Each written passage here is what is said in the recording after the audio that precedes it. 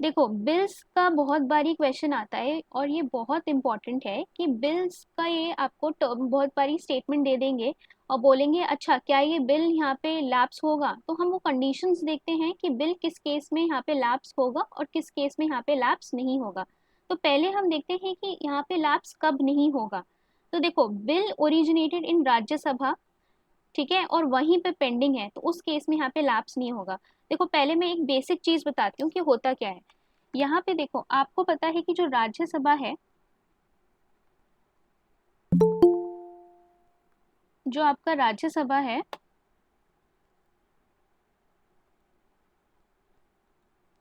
ठीक है, ये आपका कंटिन्यूइंग चैम्बर है, ठीक है, क्या ये कभी डिसॉल्व होगा? ये हमेशा चलता रहेगा ना, ठीक है। Yes ma'am. और लोकसभा क्या होगा? अगर हम यहाँ पे पार्लियामेंट में कोई हाउस डिसॉल्व होगा तो वो कौन सी डिसॉल्व होगी? लोकसभा डिसॉल्व होगी। यहाँ पे इलेक्शंस बार बार नए होंगे और फिर नए एमपीज आते रहेंगे, फिर एमपीज, फिर डिसॉल्व हो जाएगी काउंसिल, फिर एमपीज आएंगे। तो इलेक्शन जैसे जैसे होगा वैसे न्यू न्यू एमपीज जो है यहाँ पे लोकसभा के मेंबर्स बनते जाएंगे, ठीक है। तो अब देखो, अब पहले जो इसमें इसका ये लॉजिक याद रखना कि ये जो चेंज होता है पार्लियामेंट में, वो कौन चेंज हो रहा है? लोकसभा के यहाँ पे एमपीज चेंज हो रहे हैं कंटिन्यूसली जैसे जैसे इलेक्शंस होते हैं, ठीक है। अब देखो क्या होता है कि पहले आपने या तो आप राज्यसभा में बिल इंट्रोड्यूस करते हो या आप यहाँ पे लोकसभा में बिल इंट्रोड्यूस करते हो, ठीक है। किसी भी केस में आप यहाँ पे बिल इंट्रोड्यूस कर सकते हो। तो देखो क्या होता है, यहाँ पे चेंज हो रहा है ये वाला और ये परमानेंट है। तो अगर जैसे आप बिल राज्यसभा में इंट्रोड्यूस करते हो, ठीक है, और यहीं पे पास नहीं हुआ है ये बिल, ठीक है, यहीं पे पास नहीं है, अब ये तो आपकी परमानेंट हाउस है ना, तो अगर यहाँ पे पास नहीं है, पास नहीं हुआ है और इसी में इंट्रोड्यूस हुआ है, तो ये बिल जो है आपका लैप्स नहीं होगा, ठीक है। क्योंकि अभी ये इस वाले लोकसभा में पहुंचा ही नहीं है। मान लो कि यहीं पे बिल आपका इंट्रोड्यूस हुआ था, यहीं पे अभी अटका हुआ है, पेंडिंग है, और बीच में क्या हुआ, ये जो लोकसभा है ये यहाँ पे डिसॉल्व हो गई है। तो अब नई लोकसभा आएगी, तो ये पुराना बिल जो होगा वो लैप्स नहीं होगा, ठीक है। तो यहाँ पे जैसे जैसे लोकसभा डिसॉल्व हो जाती है, लोकसभा के ऊपर डिपेंड करता है कि वो बिल डिसॉल्व जो होगा, वो जो बिल है वो आपका खत्म होगा कि नहीं खत्म होगा, ठीक है।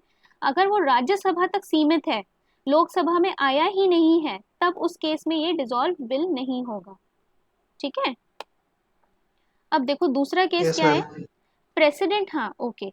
देखो अब दूसरा केस क्या है कि यहाँ पे आपका जो है दोनों, यहाँ पे दोनों में आपका एक ऑर्डिनरी बिल की बात अगर करें, तो ऑर्डिनरी बिल जो है, इन दोनों में यहाँ पे सहमति नहीं हो पा रही है, ना राज्यसभा में सहमति हो पा रही है, ना लोकसभा में सहमति हो पा रही है, ठीक है, दोनों में क्या हो गया, डेडलॉक हो गया है।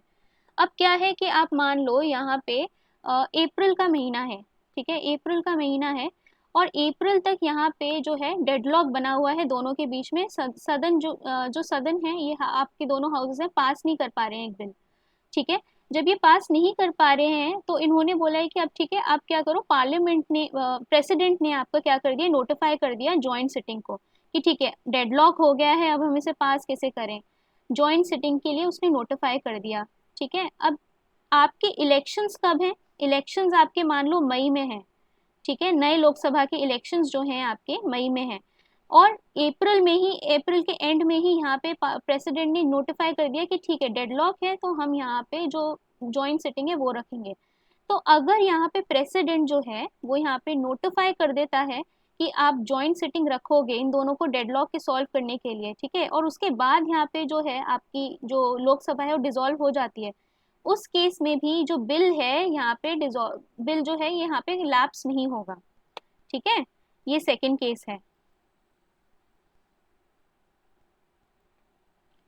ठीक है। तो देखो पहला ये होगा कि राज्यसभा में ही अटका हुआ है बिल, ठीक है, लोकसभा की अभी बात ही नहीं पहुंची है, तो पहला केस ये हो गया। दूसरा केस हो गया कि प्रेसिडेंट ने यहाँ पे नोटिफाई कर दिया है जॉइंट सिटिंग के लिए डिसोल्यूशन से पहले ही, जैसे अप्रैल में भी उसने यहाँ पे नए अपनी लोकसभा खत्म नहीं की, उससे पहले ही इन्होंने यहाँ पे नोटिफाई कर दिया है, ठीक है, नए सदन के आने से पहले लोकसभा से। अब देखो तीसरा क्या है, bills pending and are in consideration of a committee. Committee कौन सी? पब्लिक अकाउंट कमिटी, ठीक है। तो अगर यहाँ पे किसी कमिटी में यहाँ पे इसका इवैल्यूएशन चल रहा है इस बिल का, और ये बिल जो है जब इवैल्यूएट हो रहा होगा तब भी अगर यहाँ पे जो नया, अगर यहाँ पे लोकसभा हाउस जो है वो यहाँ पे स्थापित होता है, तब भी यहाँ पे जो बिल होगा वो यहाँ पे पेंडिंग लैप्स नहीं होगा, ठीक है, वो वैसे की वैसे ही रहेगा। फिर आपका यहाँ पे क्या होता है कि प्रेसिडेंट की एसेंट सिर्फ बची है, और if president has return the bill for reconsideration, दो केस में अगर देखो जहां जहां प्रेसिडेंट इन्वॉल्व हो रहा है ना, आप वहां से याद रखना कि वो बिल जो है वो मोस्टली लैप्स नहीं हो रहा है, चाहे वो जॉइंट सिटिंग के लिए उसने अटका दिया हो, चाहे उसकी एसेंट के लिए बचा हो। एसेंट के लिए कब बचा होगा? जब यहाँ पे दोनों सदन से पास हो चुका है, राज्यसभा और लोकसभा दोनों में पास हो चुका है, और अब प्रेसिडेंट के पास गया है एसेंट के लिए, ठीक है। अब इसकी एसेंट बची है, ठीक है, और उसके बाद यहाँ पे इलेक्शंस हो रहे हैं, तो अब जब नई सदन आएगी, ठीक है, उसमें ये जो है ये बिल आपका लैप्स नहीं माना जाएगा, क्योंकि ये प्रेसिडेंट के पास पेंडिंग है। तो प्रेसिडेंट जैसे ही एंटर करता है और बिल उसके पास होता है, तो उस केस में मोस्टली जो बिल होता है वो लैप्स नहीं होगा, ठीक है। और प्लस यहाँ पे प्रेसिडेंट के पास एसेंट के लिए गया था, लेकिन उसने क्या किया है, बिल को रिटर्न कर दिया है। रिटर्न करने का मतलब क्या होता है, सस्पेंसिव वीटो यूज किया है प्रेसिडेंट ने, ठीक है। जब यहाँ पे बिल जो है प्रेसिडेंट रिटर्न करता है उसको सस्पेंसिव वीटो बोलते हैं। अच्छा, अब देखो यहाँ पे लैप्स किस केस में होता है। देखो, पहला केस है यहाँ पे कि जब यहाँ पे बिल जो है वो कंसिडरेशन में है लोकसभा में। इसका मतलब क्या हुआ? इसका मतलब ये हुआ कि यहाँ पे राज्यसभा में बिल जो है वो यहाँ पे पास होके चला गया है, कहाँ पे, लोकसभा में चला गया है बिल, ठीक है। अब यहाँ पे ये लोग सोच विचार कर रहे हैं, ठीक है, यहाँ पे सोच विचार कर रहे हैं कि हम इसको पास करें कि नहीं करें। तो अब देखो, जब जैसे ही यहाँ पे लोकसभा में यहाँ पे फंक्शन होने के लिए बिल आ जाता है, अब ये लोकसभा क्या है, यहाँ पे डिसॉल्व हो गई,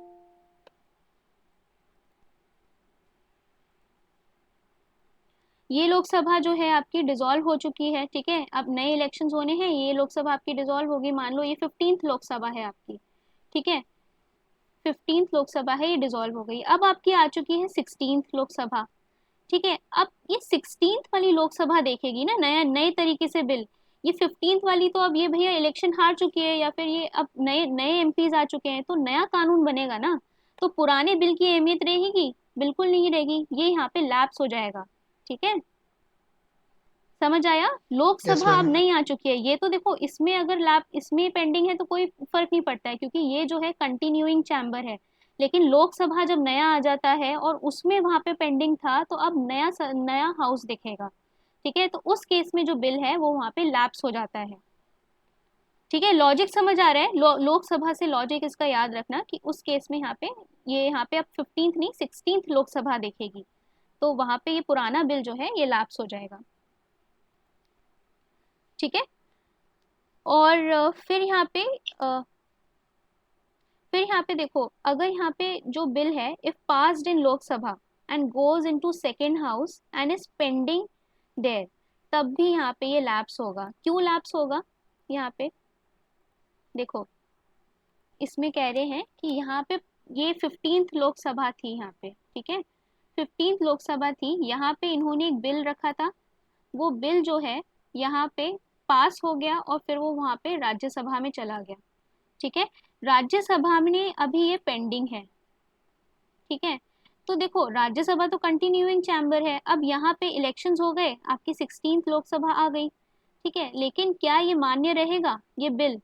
ये मान्य नहीं रहेगा, क्योंकि ये पुराने सदन से पुराने लोकसभा हाउस से पास होके आया है, तो ये बिल जो है लैप्स हो जाएगा, ठीक है। क्योंकि अब ये है यस मैम। दोबारा से यहाँ पे इसको जरूरत हो रहेगी, क्योंकि ये हाउस जो है वो चेंज हो चुका है। यहाँ पे लॉजिक समझ आया? Yes ma'am. ठीक है। तो देखो ये इसको जब भी कोई भी हम इसके बारे में एमसीक्यूज भी देख लेंगे, ठीक है।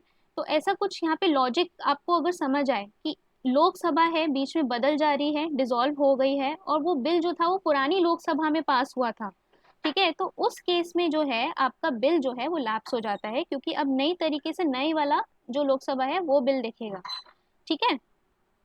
फिर अब यहाँ पे अगर यहाँ पे पार्लियामेंट्री कमिटीज हमने ऊपर देखी थी, ठीक है, पार्लियामेंट्री कमिटी अगर यहाँ पे लोकसभा की है, लोकसभा की पार्लियामेंट्री कमिटी में यहाँ पे पेंडिंग है, वहां पे असेस कर रहे हैं बिल को, तब भी यहाँ पे जो बिल है आपका लैप्स हो जाएगा, क्योंकि पार्लियामेंट्री कमेटी जो है वो नई तरीके से बनेगी, है ना, नए मेंबर्स बनाए जाएंगे, उसके नए लोग एसेस करेंगे।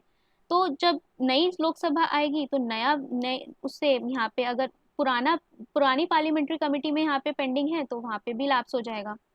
ठीक है, तो ये यहाँ पे कुछ कुछ बेसिक लॉजिक हैं कि अगर यहाँ पे बीच में लोकसभा बदल गई है और बिल वहाँ पे पेंडिंग है तो ये यहाँ पे बिल जो है मेजरली लैप्स हो जाएंगे। और अगर प्रेसिडेंट का रोल आ जाता है ज़्यादातर, तो प्रेसिडेंट के पास अगर बिल एसेंट के लिए चला गया है, उसने जॉइंट सिटिंग बुला ली है डिसॉल्व होने से पहले, याद रखना, तो वहाँ पे जो है आपका बिल लैप्स नहीं होगा। ठीक है,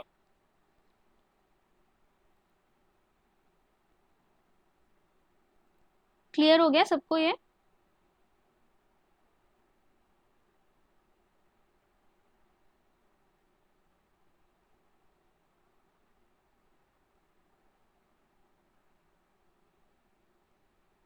ठीक, ओके आयुष, बाकी सबको समझ आ रहा है?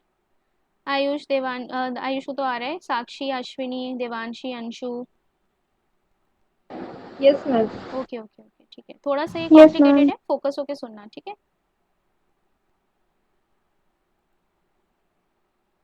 चलो, कोरम की हमने बात कर ली थी, यहाँ पे 25 रहेगा राज्यसभा के लिए, 55 रहेगा यहाँ पे, 55 रहेगा यहाँ पे किसके लिए, लोकसभा के लिए। ठीक है, इसका मतलब क्या होता है, 1/10। एक इसमें यहाँ पे पॉइंट है कि ये इंक्लूड करेगा प्रिसाइडिंग ऑफिसर को, मतलब यहाँ पे 55 में कौन इंक्लूडेड है, स्पीकर इंक्लूडेड है।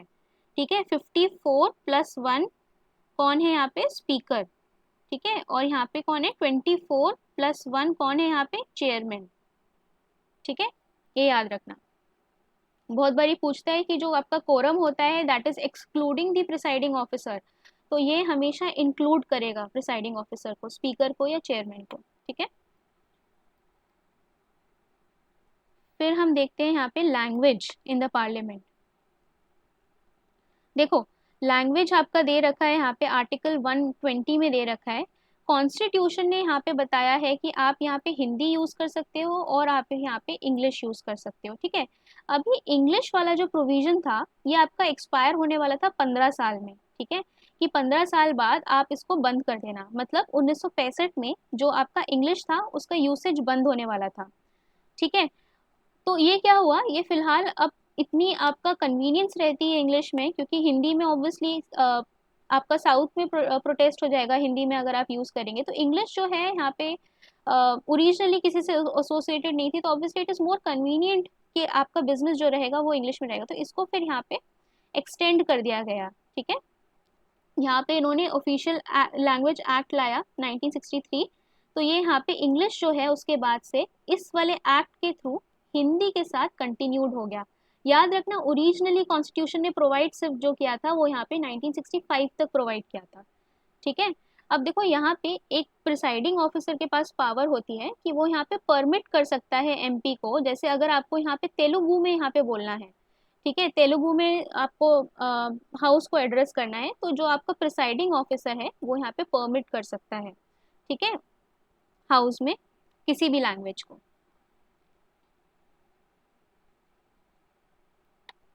ओके, चलो अब हम देखते हैं rights of minister and attorney general. ठीक है, मिनिस्टर्स के राइट क्या होते हैं और अटॉर्नी जनरल के राइट क्या होते हैं। देखो, जो मिनिस्टर होता है, मिनिस्टर जो होता है वो एमपी भी है। ठीक है, एमपी है, अटॉर्नी जनरल एमपी नहीं है। ठीक है, लेकिन इन दोनों की पावर कुछ कुछ यहाँ पे सेम है, यहाँ पे इनको एक कुछ प्रिविलेज दिए गए हैं। जो मिनिस्टर रहेगा वो, मान लो यहाँ पे लोकसभा से अगर मिनिस्टर है, ठीक है, मिनिस्टर है लोकसभा से एमपी है, ठीक है, तो इसको देखो ये जो है यहाँ पे राज्यसभा में भी जाके बोल सकता है। ठीक है, क्योंकि कई बार क्या होता है, आपने क्वेश्चंस के नाम सुने हैं ना, यहाँ पे मिनिस्टर से क्वेश्चन करा जाता है, तो मिनिस्टर जो है उस क्वेश्चन का आंसर देगा, he is answerable to the parliament ना, तो वो वहाँ पे आंसर देगा, तो वहाँ हो सकता है कि वो राज्यसभा में भी बोले। तो यहाँ पे मिनिस्टर को फ्लेक्सिबिलिटी दे रखी है कि वो किसी भी हाउस में जाके बोल सकता है, लेकिन क्योंकि वो एमपी है तो वो वोटिंग किस हाउस से कर पाएगा, जिस हाउस का वो मेंबर है। ठीक है, तो ये बात रही मिनिस्टर की। वोटिंग जो है मिनिस्टर, जो वोटिंग रहेगी मिनिस्टर की, वो किसकी रहेगी, रिस्पेक्टिव हाउस की। ठीक है, ये किसके लिए, मैं मिनिस्टर के लिए बता रही हूँ, उसकी रिस्पेक्टिव हाउस में। लेकिन वो बोल किस में सकता है, he can speak in both houses. ठीक है, ये यहाँ पे केस रहेगा। और प्लस यहाँ पे ये जो कमिटी में है, किसी भी कमिटी में यहाँ पे ये पार्टिसिपेट कर सकता है। ठीक है, और प्लस यहाँ पे जॉइंट सिटिंग में भी रह सकता है।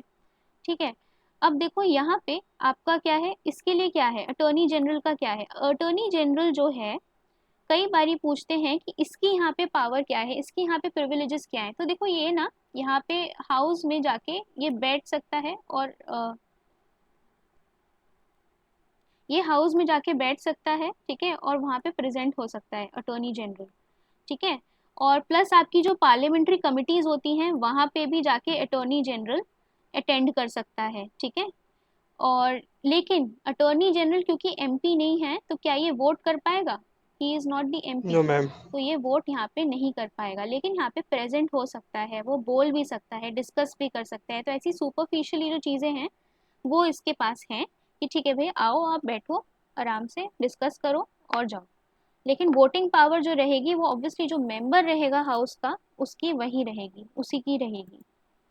ठीक है, तो ये आपके राइट्स रहे मिनिस्टर के और अटॉर्नी जनरल के। फिर देखो एक आता है आपका lame duck session. Lame duck session क्या होता है, लेम डक सेशन होता है कि जैसे हमने अभी बात की 15th लोकसभा जो है, वो मान लो खत्म होने वाला है। ठीक है, तो इस 15th लोकसभा का जो लास्ट सेशन रहेगा, मान लो कि इलेक्शंस होने वाले हैं इसमें, और जैसे हम मान लेते हैं यहाँ पे कि यहाँ विंटर सेशन है लास्ट सेशन। ठीक है, विंटर सेशन जो लास्ट सेशन है, उसके बाद यहाँ पे जनवरी फेब में यहाँ पे इलेक्शंस हो जाएंगे।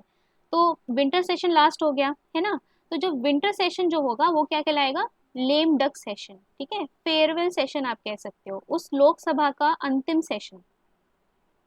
ठीक है, इसको क्या बोलते हैं, लेम डक।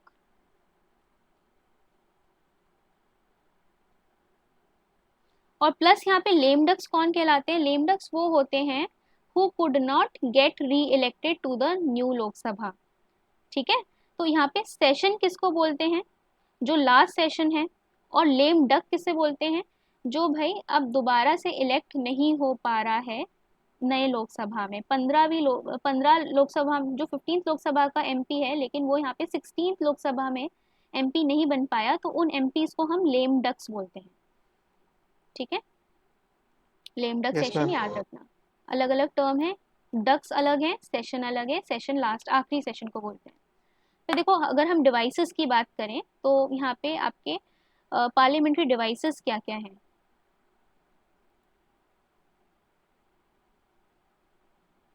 ओके, ठीक है, चलो पार्लियामेंट्री डिवाइसेस की बात करते हैं। तो देखो सबसे पहले हम देखते हैं यहाँ पे क्वेश्चन आवर कब होता है।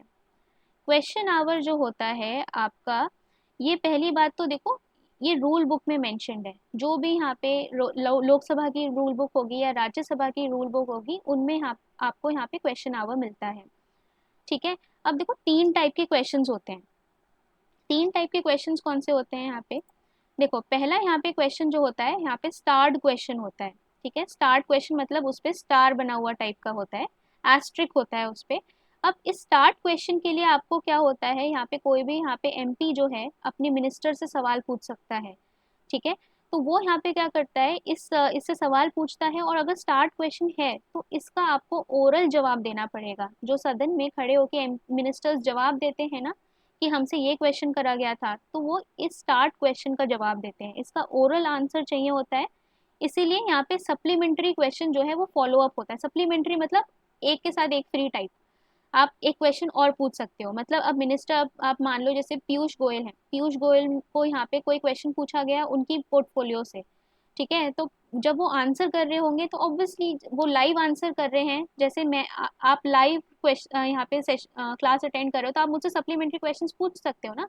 तो उसी तरीके से जब यहाँ पे स्टार्ट क्वेश्चन होगा, उसका ओरल आंसर मिनिस्टर देगा, प्लस वहाँ पे आप सप्लीमेंट्री क्वेश्चंस पूछ सकते हो। ठीक है, तो ये आपका स्टार्ट क्वेश्चन रहता है। और क्वेश्चन आवर वैसे शुरू कब होता है, जो फर्स्ट आवर रहता है, 11 बजे शुरू हो जाती है सेशन, 11 से 12 जो आपका टाइम रहता है 1 घंटे का, उसमें आपका क्वेश्चन आवर सबसे पहले दिन की शुरुआत जो होती है क्वेश्चन आवर से होती है।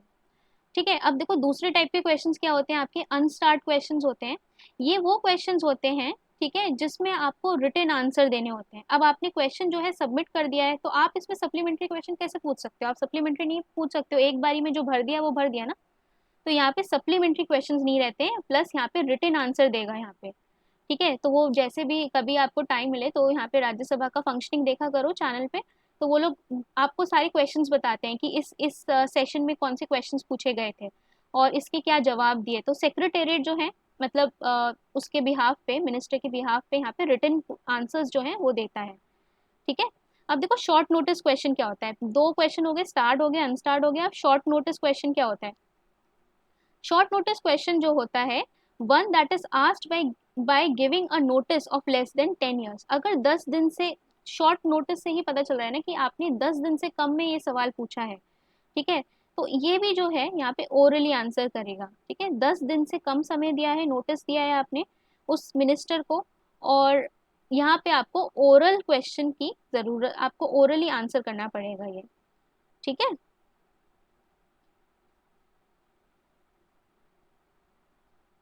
ओके। और अलग अलग कलर्स में ये प्रिंट होते हैं। ठीक है, दिस इज नॉट इम्पॉर्टेंट, ये याद रखो कि यहाँ पे स्टार्ड, अनस्टार्ड और शॉर्ट नोटिस क्वेश्चन क्या होता है। 10 दिन का सीमा है इसकी, और ओरली आंसर करते हैं। एक ही जो है, एक ही टाइप का क्वेश्चन जो है वहाँ पे रिटन आंसर दिया जा रहा है, वो है अनस्टार्ड क्वेश्चन। ठीक है, सो दिस मैम इज। ये hmm. Ma'am sorry to interrupt in between, but ma'am ये जो क्वेश्चन पूछते हैं तो वो उनके उसके लिए एक पहले से भी मतलब बताते हैं कुछ डेज पहले कि ये सेशन होने वाला है या फिर हम क्वेश्चन पूछने वाले हैं, उसके लिए पहले से इन्फॉर्म करते हाँ हैं। हाँ, बिल्कुल इन्फॉर्म करते हैं, बल्कि एक आध महीना पहले ही बता देते हैं लोग कि हम ये ऐसे देखो। आपको लगता है कि जैसे इतने इतने यहाँ पे लोग मतलब इतना तैयार रहते हैं, जितना वो वेल वर्स्ड दिखता है कि यहाँ पे लाइव मिनिस्टर्स हैं, सीतारमन यहाँ पे आंसर कर रही हैं लाइव, वो ऐसा नहीं होता। वो पूरा 1 महीने पहले से यहाँ पे चल रहा होता है उसका बैक प्रोसेस। वहाँ पे क्वेश्चन सबमिटेड होते हैं 1 महीने पहले। ठीक है, आपको देखो शॉर्ट नोटिस क्वेश्चन में ही मिनिमम आपको 10 दिन का समय देना पड़ेगा, तब जाके जो है फॉर एग्जाम्पल यहाँ पे आप मान लो कि मिनिस्टर है। ठीक है, मिनिस्टर को यहाँ पे आंसर करना है, तो उसका पीछे से एक पूरी टीम काम कर रही होगी सेक्रेटेरिएट की, जो इसका आंसर प्रिपेयर कर रही होगी। तो इनको फिर मिनिस्टर्स को आंसर दिया जाएगा पढ़ने के लिए, और वो सदन में खड़े होकर बोलेंगे उस आंसर को। ठीक है, तो इस तरीके से फंक्शन करता है। एक एक महीने का पीछे ये स्टार्ट और अनस्टार्ट क्वेश्चन चलते हैं, और नोटिस दिया जाता है, पूरा प्रिपेयर करा जाता है। ये इसका पूरा जो है आपको रिकॉर्ड्स भी रहता है यहाँ पे कि ये क्वेश्चन है और यहाँ पे ये इसका आंसर रहता है। तो पूरा ये पूरा रिकॉर्डेड होता है। ठीक है, यहाँ पे कुछ भी ऐसा एकदम स्पॉन्टेनियस नहीं होता, everything is very well planned. ठीक है। और मैम ये जो क्वेश्चन पूछते हैं अनस्टार्ट क्वेश्चन होते हैं जिसपे आंसरिंग रिटन आंसरिंग हाँ हाँ होती है, हाँ हाँ मतलब रिटन आंसरिंग करना होता है। हाँ, तो मैम वो जो आंसर्स वो मिनिस्टर्स लिख के देते हैं तो वो उसको कोई रीड भी करता होगा। बिल्कुल बिल्कुल, उसको उसको वहाँ पे सबमिट कर दिया जाता है। मैं कह रही हूँ ना, आप कभी उसका वो देखना, राज्यसभा टीवी देखना। तो राज्यसभा टीवी में जो एंकर्स हैं वो हमेशा डिस्प्ले करते हैं कि क्वेश्चन इस बारी सेशन का क्या हुआ और इसका आंसर इस मिनिस्टर ने क्या सबमिट किया है। तो मिनिस्टर मतलब वो सेक्रेटेरिएट ही सबमिट कर रहा है, मिनिस्टर का नाम होता है, तो वो पूरा बताते हैं कि ये क्वेश्चन था और उसमें ये स्कीम के बारे में ये इन्फॉर्मेशन दी गई है। ठीक है, तो वो आप देखोगे तो वो पूरा वहाँ पे पूरा उसको ब्रॉडकास्ट होता है। ओके। ओके मैम, ठीक है, थैंक यू मैम। अरे इट्स ओके। चलो आगे देखते हैं। अब जीरो आवर क्या होता है? जीरो आवर का मतलब क्या है? जीरो, 12 बज गए। ठीक है, तो 12 बजे जो सेशन आपका शुरू होता है, जो 12 बजे आपका राउंड शुरू होता है, वो आपका जीरो आवर का होता है। याद रखना, क्वेश्चन आवर तो आपका रूल बुक में दे रखा है, जीरो आवर जो है वो आपका कहीं पर भी नहीं मेंशन है, ये रूल बुक में भी नहीं है। और ये इंडियन इनोवेशन है, ये कहीं से भी बोरो नहीं करा गया है, ये यहाँ पे इंडियन इनोवेशन है। ठीक है, ये बाय प्रोसेस आपको लगता होगा कि अब 12 बज गए हैं, तो अब जैसे हमारे स्कूल में होता था ना कि अब इंटरवल होने वाला है, तो बीच में आपको लगता है कि क्या करें, बोर हो गए। तो उस तरीके से आप मान लो कि जीरो आवर चलता है। ठीक है, तो यहाँ पे क्या है कि आपका क्वेश्चन आवर खत्म हो चुका है, बीच में क्या करें?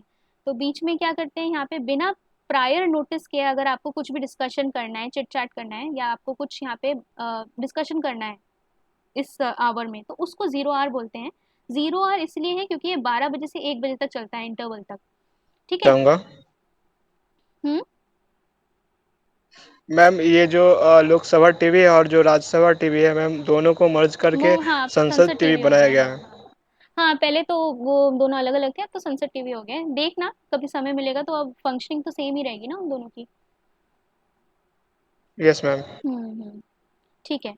देखो अब क्वेश्चन आवर जो है यहाँ पे, क्वेश्चन आवर और प्लस यहाँ पे आपका जो इंटरवल के बाद एजेंडा रहेगा, मेन एजेंडा रहेगा बिल का, उनके बीच में यहाँ पे जो गैप रहता है वो यहाँ पे क्या रहता है, 0 आवर का रहता है। ठीक है।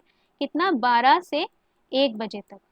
ठीक है। जब तक इंटरवल नहीं होता है। तो यहाँ पे क्या है कि प्रायर नोटिस नहीं देते हैं। अच्छा, ये प्रायर नोटिस को लिटरली नहीं लेना है कि भाई एकदम से आके आप खड़े होके बोलने लगे। प्रायर नोटिस की मतलब आपने यहाँ पे एक छोटा सा नोटिस, इनफॉर्मल नोटिस तो हमेशा देना पड़ता है। इनफॉर्मल आपको यहाँ पे बताना पड़ेगा वहाँ के प्रिसाइडिंग ऑफिसर को कि ठीक है, हम ये जो इशू है ये हम रेज करना चाहते हैं, इसके बारे में हम सदन में डिस्कस करना चाहते हैं।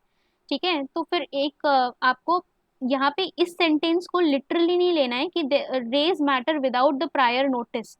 इसका मतलब ये है कि आपको हाँ 10 दिन का नोटिस नहीं देना पड़ेगा, लेकिन हाँ आपको इनफॉर्मली तो बताना ही पड़ता है प्रिसाइडिंग ऑफिसर को कि हम इस बात पे डिस्कशन करना चाहते हैं। ठीक है। लेकिन अगर क्वेश्चन में आपसे पूछता है तो आपको यही लिखना पड़ेगा कि ये जो मैटर रेज करते हैं that is without the prior notice. ठीक है। मैं एक आपको प्रैक्टिकल चीज बता रही हूँ कि ठीक है, ऐसा नहीं होगा कि एकदम से बोलेंगे सर, ये प्रैक्टिकली होगा। ठीक है, कि आपको इनफॉर्मल तो बताना ही पड़ेगा ना। लेकिन ये इस तरीके की बात कर रहा है कि विदाउट द प्रायर नोटिस की मतलब आपको 10 दिन या ज्यादा समय का नोटिस नहीं देना पड़ेगा, आप इंस्टेंटली जाके बोल सकते हो और वो यहाँ पे क्वेश्चन रेज करने की अनुमति देंगे या डिस्कशन की अनुमति दे देंगे प्रिसाइडिंग ऑफिसर। ठीक है। और ये कहीं पर भी मेंशन नहीं है। 0 आवर समझ आ गया क्या है? Yes ma'am. Okay okay. ठीक है। और ये यहाँ पे देखो 1962 से यहाँ पे एग्जिस्ट कर रहा है। ठीक है, 1962 से एग्जिस्ट कर रहा है और ये यहाँ पे इंडियन इनोवेशन है, कहीं से भी नहीं लिया गया है। चलो मोशंस देखते हैं, यहाँ पे मोशंस क्या होते हैं। देखो मोशंस की अगर हम बात करें तो हमने कल देखा था कि पहले रेजोल्यूशन से पहले एक मोशन आता है। मोशन का मतलब है कि आप सहमति बना रहे हो कि हमारा एजेंडा क्या रहेगा आज का। ठीक है। जब मोशन आता है उसके बाद वहां पे रेजोल्यूशन या बिल वहां पे आता है। ठीक है। तो देखो कुछ मोशंस होते हैं जो यहाँ पे डिस्कशन के लिए आते हैं, उससे पहले आप कुछ टाइप की मोशंस मूव करोगे। ठीक है। उसके बाद रेजोल्यूशन होगा, वोटिंग होगी। और कुछ होते हैं यहाँ पे क्लोजर मोशंस होते हैं। तो मोशन ऐसा कुछ डरना नहीं है इस टर्म से कि क्या हो रहा है, ये एक प्रिलिमिनरी स्टेप है बिल पास होने के लिए या हाउस की प्रोसीडिंग के लिए। ठीक है। तो देखो यहाँ पे जो मोशन है ये यहाँ पे पास होना चाहिए with consent of the presiding officer. और जहाँ जो आपका प्रिसाइडिंग ऑफिसर है वो यहाँ पे इसको रिजेक्ट भी कर सकता है, इसको अडॉप्ट भी करवा सकता है। तो यहाँ पे प्रिसाइडिंग ऑफिसर के पास पावर रहती है इन मोशंस के रिगार्डिंग। ठीक है। तो देखो सबसे पहला देखते हैं कि यहाँ पे सब्सटैंटिव मोशन क्या होता है। सब्सटैंटिव का मतलब होता है कोई भी बहुत इंपॉर्टेंट चीज आपकी डिस्कस होने वाली है। जैसे अगर आपको इम्पीचमेंट करना है प्रेसिडेंट का, ठीक है, तो आपको कौन सा मोशन पास करोगे, आप सब्सटैंटिव मोशन पास करोगे। प्रेसिडेंट का आपको रेजोल्यूशन पास करना है, आपको पहले तो आप सहमति लोगे ना हाउस की कि ठीक है हम सब्सटैंटिव मोशन यहाँ पे इशू कर रहे हैं, अब हमें इम्पीच करना है प्रेसिडेंट को। तो जो मोशन इशू होगा कोई भी इंपॉर्टेंट मैटर के लिए उसको आप क्या बोलोगे, substantive motion. Substantive motion is equal to very important matter in house. ठीक है। अब देखो सेकंड वाला क्या है आपका, सब्स्टिट्यूट मोशन इसको बोलते हैं। ये आपका सब्स्टिट्यूट मोशन मतलब किसी चीज को सब्स्टिट्यूट कर रहा है। ठीक है। सब्स्टिट्यूट कर रहा है मतलब यहाँ पे कुछ ओरिजिनल एजेंडा होगा, जैसे इन्होंने मान लिया कि यहाँ पे आपका जैसे किसकी बात करूँ मैं, कोई एग्जाम्पल, जैसे फार्म बिल के ऊपर यहाँ पे चर्चा होनी थी। ठीक है। फार्म बिल के ऊपर यहाँ पे ओरिजिनली चर्चा होनी थी, लेकिन बीच में आपको लगता है कि नहीं इसके अलावा हमें किसी और सब्जेक्ट पे भी चर्चा करनी चाहिए। तो उसके लिए आप क्या लाओगे, सब्स्टिट्यूट मोशन। उस ओरिजिनल एजेंडा को यहाँ पे सब्स्टिट्यूट करने के लिए आप कौन सा मोशन लाओगे, यहाँ पे सब्स्टिट्यूट मोशन, नाम से ही क्लियर है। ठीक है।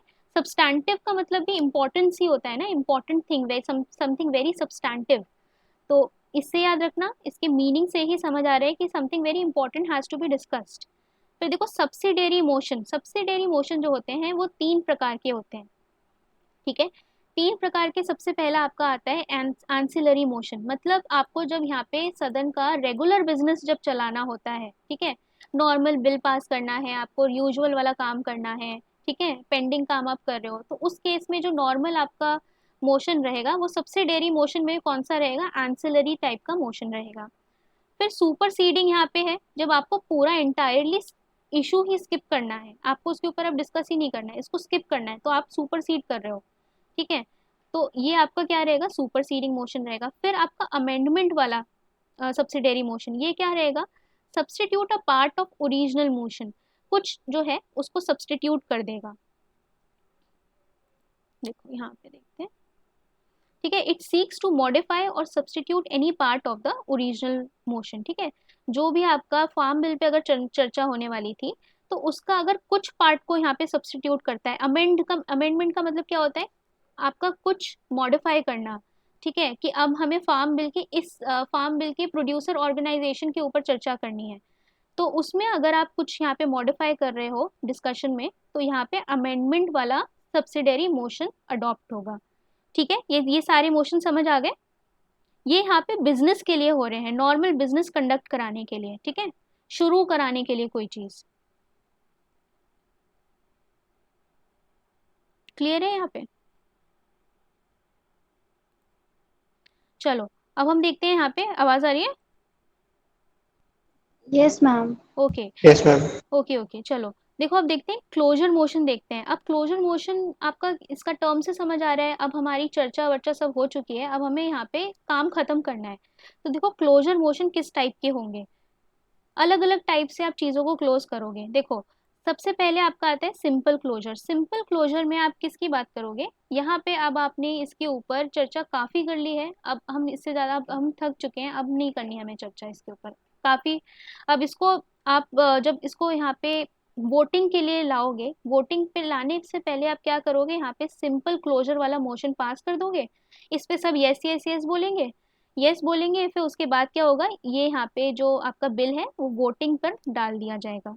मोशंस का एक एक आपको आइडिया मिल रहा है कि किस तरीके से यहाँ पे इसको यूज कर रहे हैं,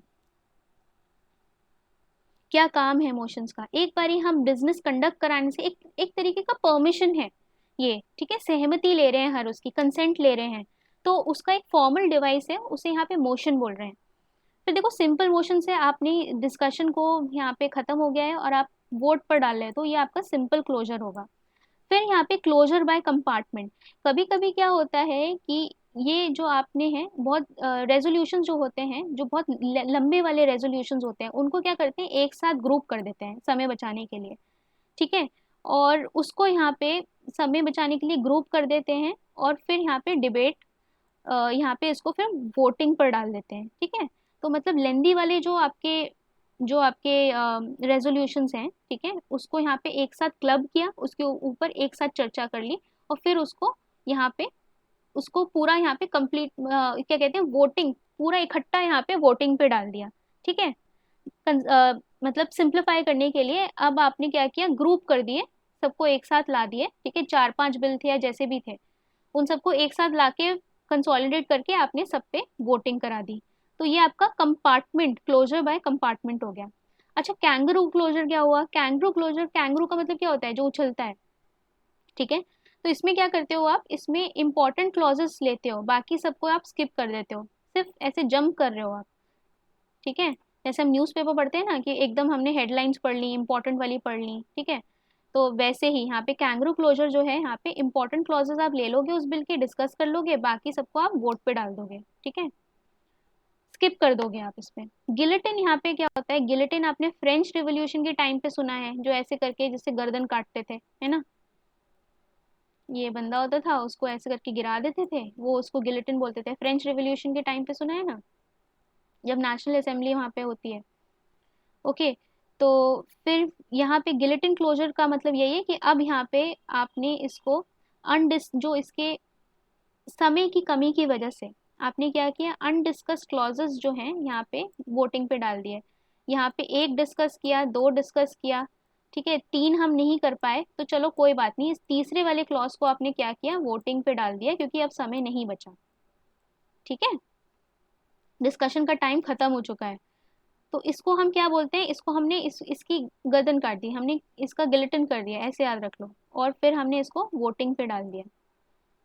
4 टाइप के क्लोजर मोशन हैं ये, ठीक है, याद रखना, अलग अलग केस में अलग अलग टाइप के क्लोजर, अलग तरीके से बिल्स को जो है क्लोज करके आप वोटिंग पे डाल रहे हो। फिर देखो प्रिविलेज मोशन।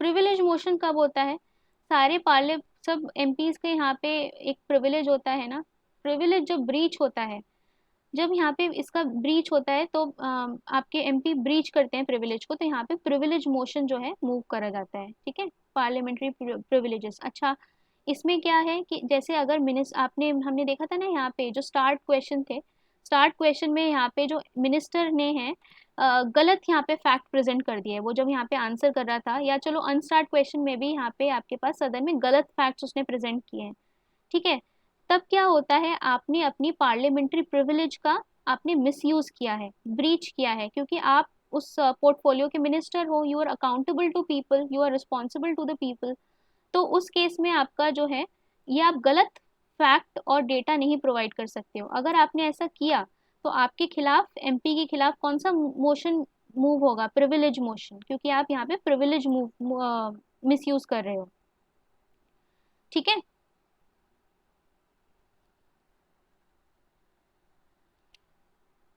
समझ आ रहा है, हैवी हो गया है बहुत? आ रहा है मैम। ओके ओके,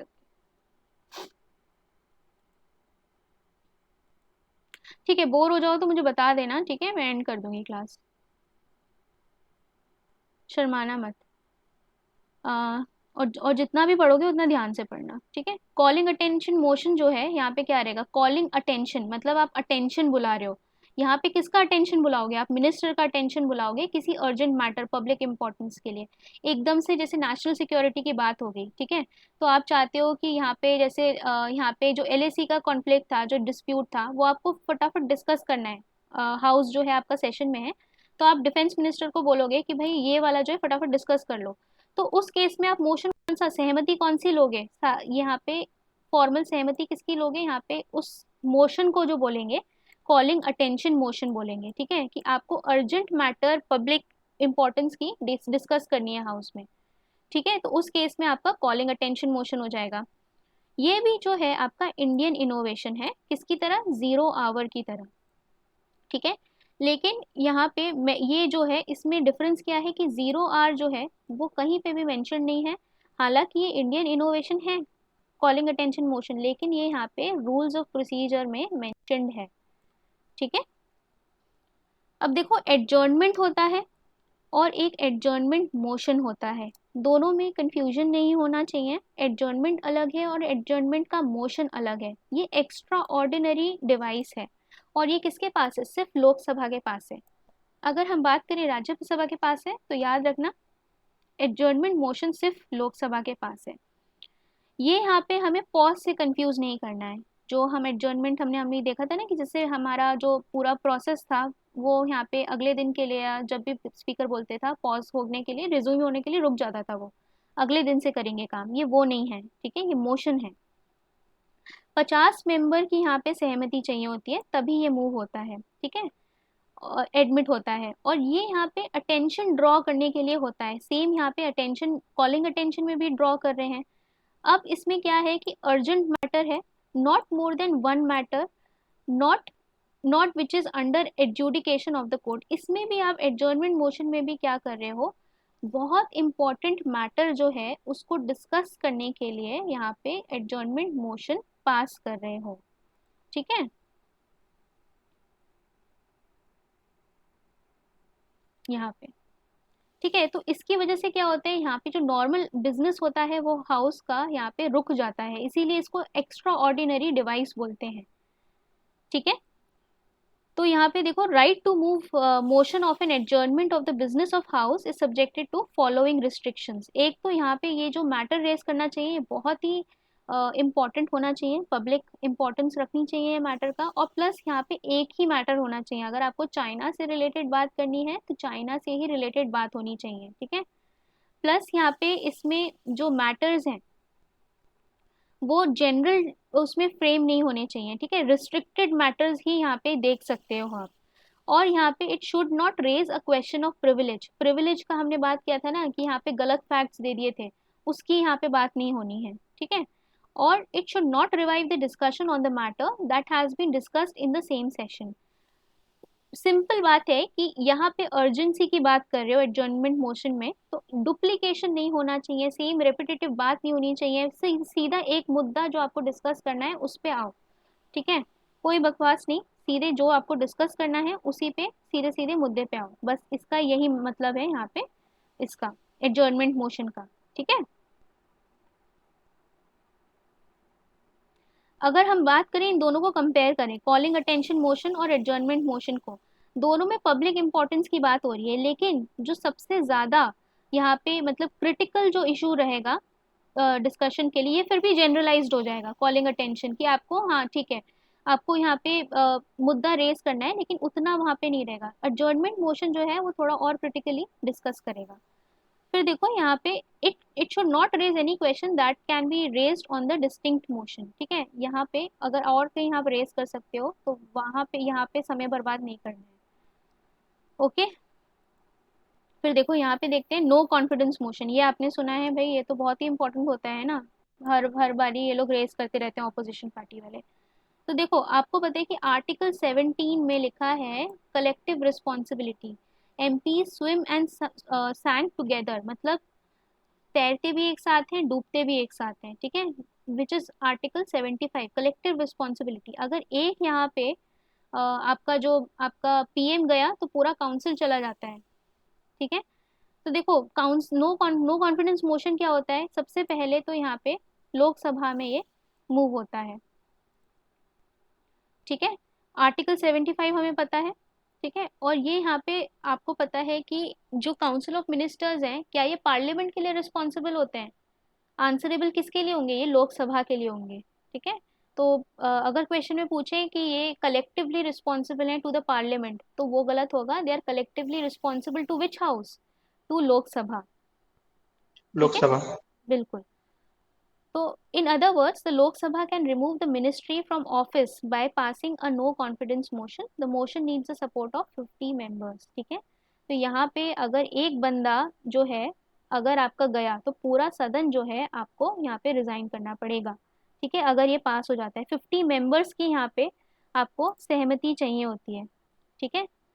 50 मेंबर की यहाँ पे सहमति चाहिए होती है। अगर नो कॉन्फिडेंस मोशन यहाँ पे पास हो गया, पूरे काउंसिल को यहाँ पे रिजाइन करना पड़ेगा। इसका मतलब आपके में कॉन्फिडेंस नहीं है, जो आप पूरा सदन है आप में कॉन्फिडेंस नहीं रखता है, इसीलिए ये पास हो गया, ठीक है। तो नो कॉन्फिडेंस सेशन मोशन जो है आपको समझ आ गया ये क्या होता है। सेंशर मोशन और नो कॉन्फिडेंस मोशन में बहुत बारी यहाँ पे डिफरेंस पूछता है कि दोनों में क्या होता है, ठीक है। यहाँ पे जो है सेंशर मोशन, ये नो कॉन्फिडेंस मोशन जो है आप पूरा काउंसिल ऑफ मिनिस्टर्स के खिलाफ रेस कर रहे हो।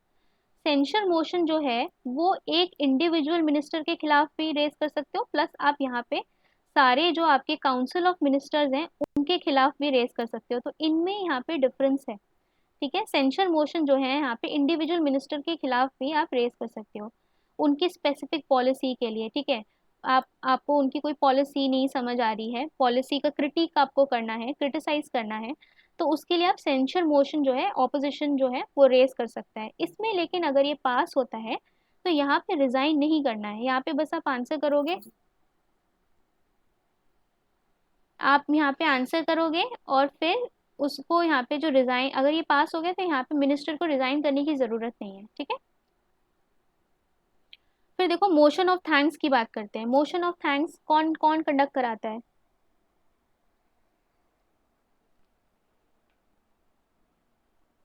प्रेसिडेंट, ठीक है। मोशन ऑफ थैंक्स क्या होता है? देखो बहुत बारी मतलब हर बारी क्या होता है, गवर्नमेंट का एक एजेंडा रहता है, ठीक है। गवर्नमेंट को पता है कि हमें ये वाली स्कीम्स लानी है, हमारी ये एक्टिविटी रहेगी, तभी सारी स्कीम्स जो होती है वो टाइम बाउंडेड होती हैं कि 2022 तक कंप्लीट करनी है, 2021 तक कंप्लीट करनी है, ठीक है। तो 2022 जो आपका टाइम फ्रेम रहता है, हर साल क्या होता है कि जो प्रेसिडेंट है he is the head of the state, ठीक है।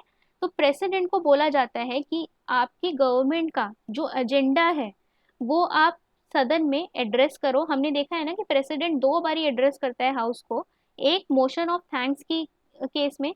ये कब होता है मोशन ऑफ थैंक्स? ये यहाँ पे जनरल इलेक्शंस जब खत्म होते हैं, लोकसभा आपकी नई नई बनी है, ठीक है, तो पहला सेशन जब भी होगा तो मोशन ऑफ थैंक्स यहाँ पे डिलीवर करा जाएगा, प्लस यहाँ पे first session of every fiscal year, ठीक है, मतलब हर साल 2021-22 हर साल जो है पहला जो सेशन रहेगा वो यहाँ पे मोशन ऑफ थैंक्स रहेगा। मोशन ऑफ थैंक्स कौन लेता है? यहाँ पे प्रेसिडेंट लेता है।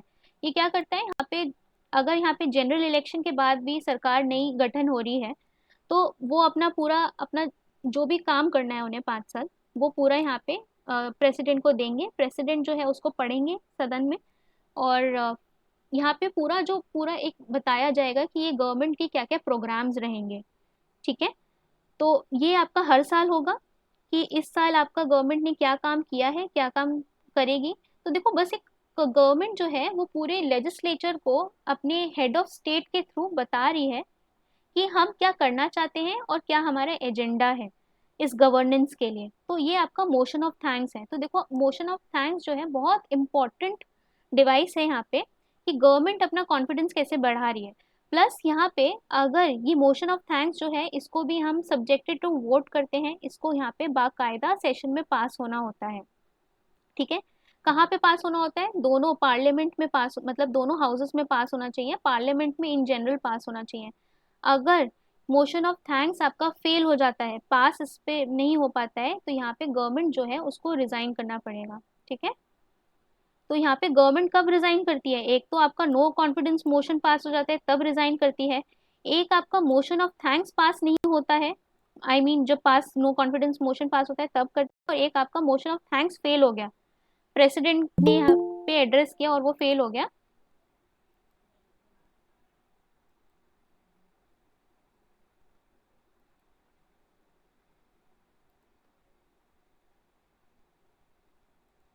ठीक है, यहाँ पे मोशन ऑफ थैंक्स आपका फेल हो गया, पास नहीं हो पाया सदन में, दोनों में, लोकसभा राज्यसभा में, तब यहाँ पे काउंसिल ऑफ मिनिस्टर्स को रिजाइन करना पड़ेगा, ठीक है।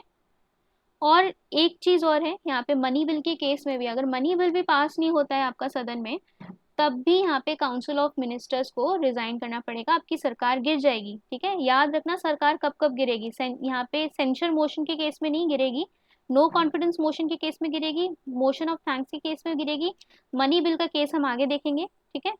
याद हो गया ना? Yes ma'am. ओके, कुछ पूछना है यहाँ तक? कुछ डाउट है?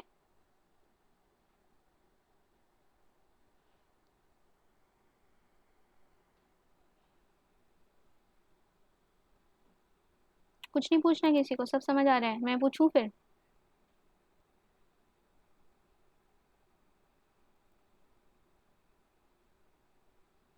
ठीक है, चलिए। मैम मेरी क्लास चल रही ठीक थी है, ठीक इसलिए है, मैं लेट ज्वाइन की। अच्छा, ठीक है, लेकिन आपको छूट तो गया? Yes ma'am. कोई नहीं बच्चा। चलो, पॉइंट ऑफ ऑर्डर क्या होता है? Point of order, order order मतलब आप यहाँ पे डिसिप्लिन ला रहे हो, ठीक है। जो आपका स्पीकर है ये उसके अंडर होता है, या फिर जो भी आपका प्रिसाइडिंग ऑफिसर रहता है, ठीक है, उसको डिसिप्लिन मेंटेन करने के लिए यहाँ पे जो वो डिवाइस दे रखा है उसको बोलते हैं point of order. Enforcement of the rules of house according according to the constitution to regulate the business of the house, ठीक है। ये यहाँ पे बिजनेस को जो रेगुलेट करते हैं। अच्छा, जो आप जिस तरीके से ये यहाँ पे रेगुलेट कर रहा है, is this questionable in the court? Point of order की अगर हम बात कर रहे हैं तो पॉइंट ऑफ ऑर्डर क्या है? यहाँ पे जिस तरीके से डिसिप्लिन में लाने की कोशिश कर रहा है कौन? आपका जो डिसिप्लिन में लाने की कोशिश कर रहा है आपका प्रिसाइडिंग ऑफिसर। तो क्या पॉइंट ऑफ ऑर्डर यहाँ पे कोर्ट में क्वेश्चनेबल है?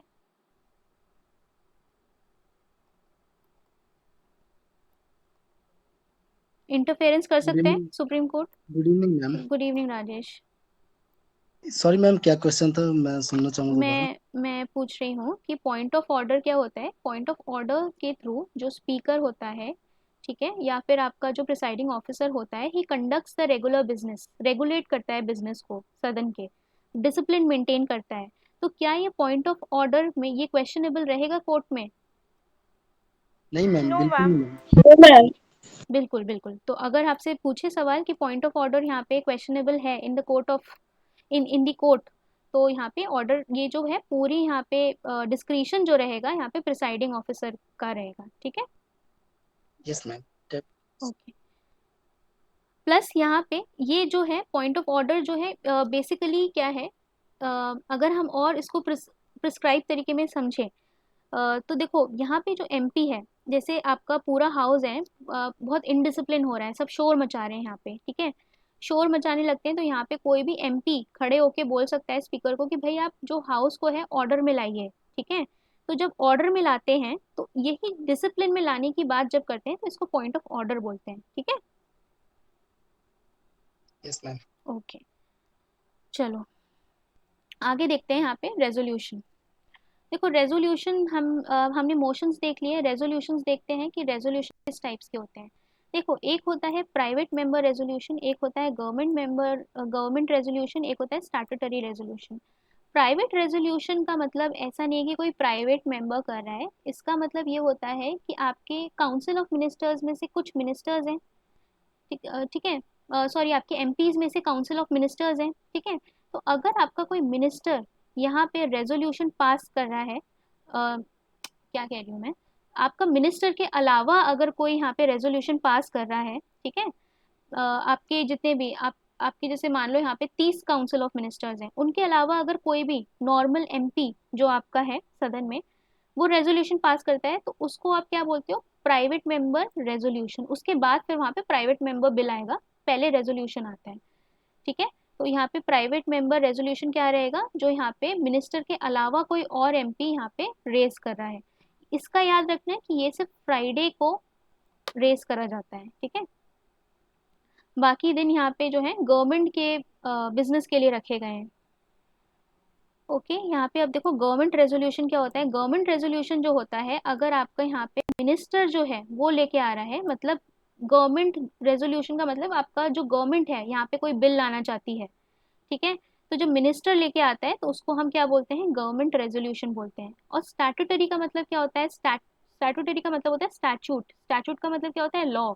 तो आपका अगर यहाँ पे प्राइवेट मेंबर या मिनिस्टर जो है यहाँ पे किसी प्रोविजन को, किसी एक्ट के प्रोविजन को यहाँ पे अगर टेबल करता है, ठीक है, तो उसको हम बोलते हैं स्टैट्यूटरी रेजोल्यूशन। कौन मूव कर रहा है, ये यहाँ पे दोनों मूव कर सकते हैं, मिनिस्टर भी कर सकता है और प्राइवेट मेंबर भी कर सकता है, कोई नॉर्मल एमपी भी कर सकते हैं मिनिस्टर के अलावा, ठीक है? तो ये 3 टाइप के यस यहाँ पे मैम। रेजोल्यूशंस हो जाते हैं। और मैम यहाँ पर जो स्टैट्यूटरी रेजोल्यूशन देख रहे हैं, हम्म। वो प्राइवेट मेंबर तो सिर्फ फ्राइडे को कर रहे हैं, तो ये नहीं स्टैट्यूटरी नहीं नहीं जो नहीं, रेजोल्यूशन देखो है देखो वो देखो सिर्फ यहाँ पे फ्राइडे को। डिफरेंस है। प्राइवेट मेंबर अपने जैसे यहाँ पे शशि थरूर है, शशि थरूर अपने साइड से कुछ यहाँ पे कुछ कानून लेके आना चाहते हैं, कोई बिल यहाँ पे वो लाना चाहते हैं, ठीक है? उन्होंने बहुत रिसर्च किया, वो चाहते हैं कि कोई बिल लेके आए किसी भी टॉपिक के रिगार्डिंग, ठीक है?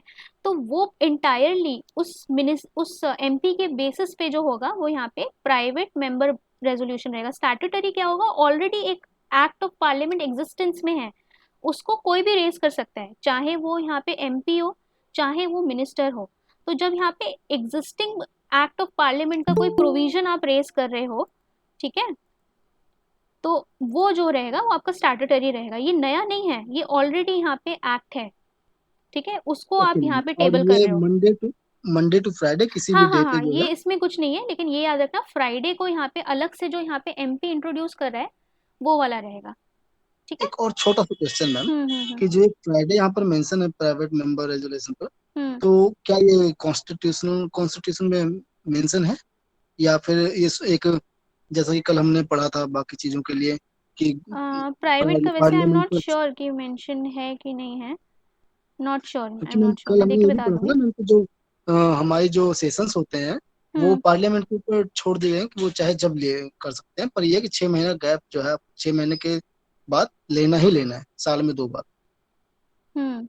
लेकिन सेशन यहाँ पे तो चलाना आप ही। प्राइवेट मेंबर की बात कर रहे हो ना, प्राइवेट मेंबर का मुझे वैसे यस अभी मैम। याद नहीं आ रहा है कि नहीं है, उसको मैं देख के बता दूंगी, ठीक है? क्योंकि मैम ये डे है, तो डे तो मुझे नहीं लगता कि कॉन्स्टिट्यूशन में जो है नहीं तो मेंशन होगा। देखो इतना इतना डिटेल में मेंशन नहीं होता है, it is like a very fundamental rules mention होते हैं कॉन्स्टिट्यूशन में। अब ये तो आपको मेंशन करने की जरूरत ही नहीं कि फ्राइडे को करेंगे, तो रूल बुक में होगा ना उस हाउस के। यस मैम, बिल्कुल हाँ जी। वही। तो ये रूल बुक में होगा, बहुत पॉसिबिलिटी कि रूल बुक में होगा, फिर भी मैं यहाँ पे कंफर्म करके बता दूंगी। ये नहीं होना चाहिए, बहुत सिली सी बात है कि फ्राइडे को होगा कि थर्सडे को होगा, तो ये कॉन्स्टिट्यूशन की ऑब्वियसली स्पेस ऑक्यूपाई करेंगे। ये एक मतलब एक बहुत वेग बात होगी ना, तो इसको रूल बुक में रखेंगे ये चीज़ों को कि प्रोसेस कैसा रहेगा। ठीक है। बिल्कुल मैम, मेरा भी यही मानना, बस मैंने सोचा आपसे पूछ लो एक बार। हाँ ठीक है। चलो पॉइंट ये सब हो गया था।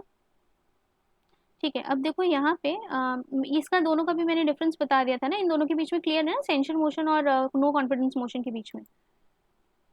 चलो अब देखो हम मैम मोशन। ये हाँ एक बार प्लीज राजेश, थोड़ा अब सा क्लियर कर रिकॉर्डिंग दें। हो रही है, आप देख लेना ठीक है, अपने आप से आप पढ़ ओके लेना, मैम। मुझसे पूछ लेना, क्योंकि फिर अब सब बच्चे बहुत बेचारे 7 बजे से बिल्कुल बैठे मैम, हुए हैं, बिल्कुल। है ना। बिल्कुल मैम। तो देखो अब चलो मोशन और रेजोल्यूशन के बारे में बात करते हैं। तो देखो मोशन जो है यहाँ पे not necessary to vote upon, मतलब क्या करते हैं, पहले हम मोशन लेके आते हैं किसी बिल के लिए, फिर हम एक रेजोल्यूशन लेके आते हैं, ठीक है, फिर आप उसके बाद बिल यहाँ पे लेके आते हो।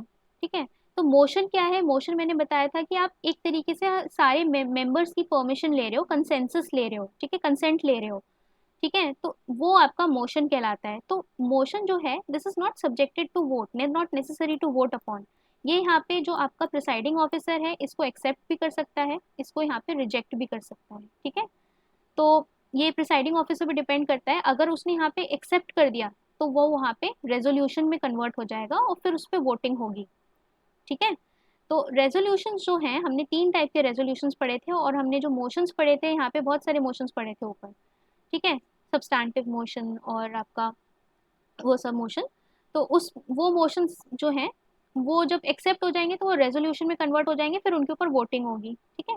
अब not every motion is resolution, आपको पता है अगर वो यहाँ पे रिजेक्ट हो गया तो वो रेजोल्यूशन में कन्वर्ट नहीं होगा, लेकिन हर रेजोल्यूशन जो है वो मोशन के माध्यम से आया है ना। तो इसीलिए हम कह सकते हैं कि हर रेजोल्यूशन है वो यहाँ पे मोशन रहेगा, लेकिन हर मोशन रेजोल्यूशन नहीं रहेगा, क्योंकि हो सकता है वहाँ का प्रिसाइडिंग ऑफिसर जो है वो उसको रिजेक्ट कर दे, तो मोशन वहीं खत्म। ठीक है, समझ आया ये बिल्कुल कि मैम। एवरी। मैम जैसे कि हाँ। दीपक मिश्रा वाले केस में हुआ था, जो हमारे चीफ जस्टिस ऑफ इंडिया थे, हम्म। तो उनके लिए मोशन लाया गया था उन्हें हटाने के लिए, तो जो हमारे वेंकैया नायडू जी उन्होंने एक्सेप्ट ही नहीं किया था। हाँ हाँ हाँ, तो बस वही है कि वो मोशन जो है वो आपका रेजोल्यूशन में नहीं कन्वर्ट हो पाया। अच्छा, पब्लिक बिल और प्राइवेट बिल में आप बिल में क्या अंतर रहेगा, जैसे मेंबर में अंतर है वैसे बिल में अंतर भी होगा, ठीक है। तो पब्लिक बिल कौन रहेगा, मिनिस्टर जो इशू कर रहा है, इसमें आपको नोटिस रहेगा 7 दिन का, गवर्नमेंट की पॉलिसीज की बात होगी इसमें, ठीक है, सरकार जो आपकी पॉलिसीज बनाना चाहती है। प्राइवेट बिल क्या होगा, प्राइवेट बिल आपको पता है कि जो भी यहाँ पे मिनिस्टर को छोड़ के एमपी होगा वो लेके आएगा, प्लस यहाँ पे 1 महीने का नोटिस चाहिए होता है, ठीक है।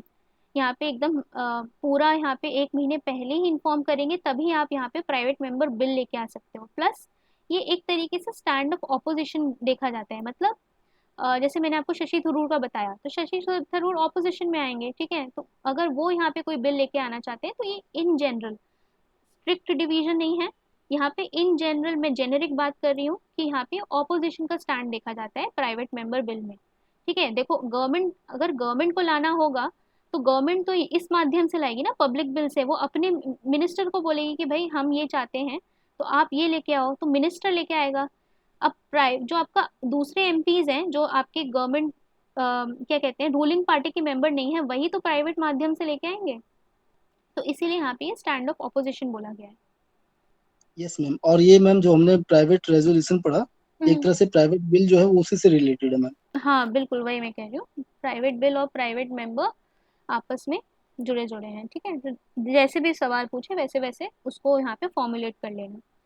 चलो अब मैम लेट। एक और बात, हम्म मैम जैसे कोई भी पब्लिक बिल आता है, तो क्या हम्म। उसके लिए पहले 7 दिन पहले बताना होता है कि हाँ हम ये बिल लाने वाले हाँ बिल्कुल बिल्कुल, 7 दिन पहले बताना पड़ता है, नोटिस एक हैं? जारी करना होता है, गजट में लाते हैं वो ये न्यू शायद। फैक्ट था मैम, ये न्यू फैक्ट था मैम। हाँ हाँ। Thank you ma'am. ओके।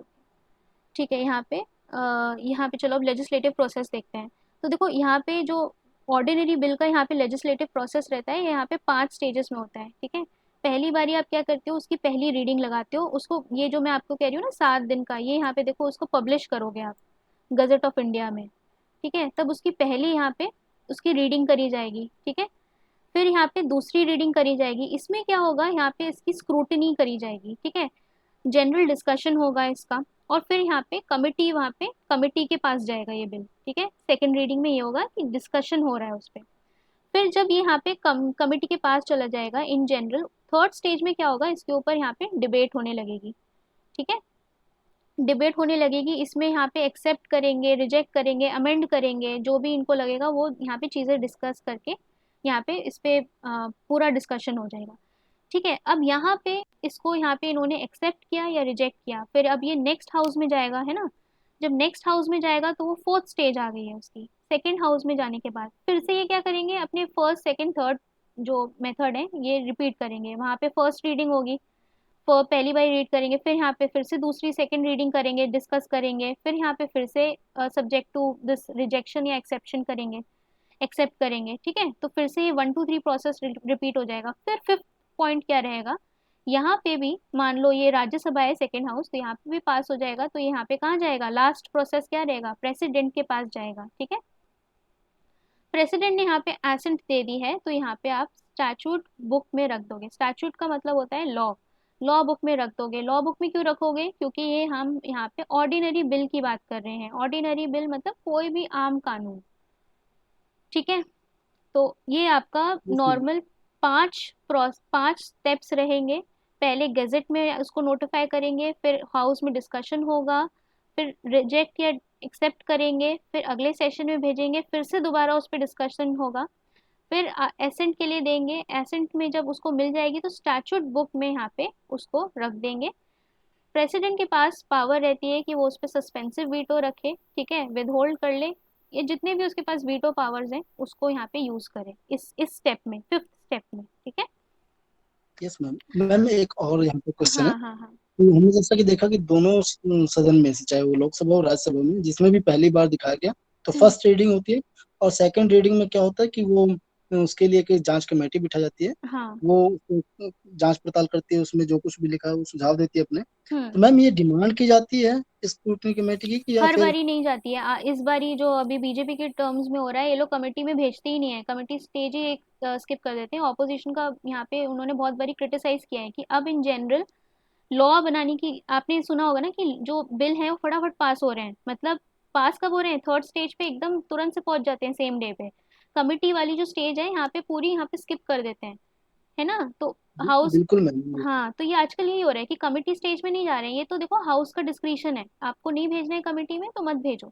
लेकिन इन जनरल कांग्रेस के टाइम में क्या होता था कि वो बहुत एक्सटेंसिवली डिस्कस करते थे, मतलब कमिटी में भी जाके, कमिटी में भी बिल जा रहा है, फिर वहां पे पड़ा हुआ है बिल, और फिर वहां पे मतलब यहाँ पे एक्सेप्ट रिजेक्शन के लिए आ ही नहीं रहा है, तो वहां पे उनका जो पॉलिसी पैरालिसिस इसी रिगार्डिंग कहते थे कि पॉलिसी उनकी बनी नहीं पाती थी, क्योंकि उनका इतना ज्यादा कमिटीज में यहाँ पे इनके पेंडिंग रहते थे कि वो एक एफिशिएंटली वर्क नहीं कर पाती थी हाउस। अब इन लोगों ने तो कुछ ज़्यादा ही सुपर फास्ट कर दिया है वैसे तो, कि उस पे एकदम ही आप डिस्कस नहीं कर पा रहे हो। कमिटी जो है पार्लियामेंट्री अकाउंट कमेटी या यहाँ पे जो भी ऑपोजिशन के मेंबर्स होते हैं ज़्यादातर, तो उसमें डिस्कस नहीं हो पा रहा है ये बेसिकली। तो ये ऑपोजिशन का बहुत बड़ा मेजर क्रिटिसिज्म है इस बिल्कुल प्रेजेंट मैम, गवर्नमेंट उसके को लेके। काफी काफी आर्टिकल्स वगैरह भी इसके हाँ खिलाफ हाँ छपते हैं इस दौरान।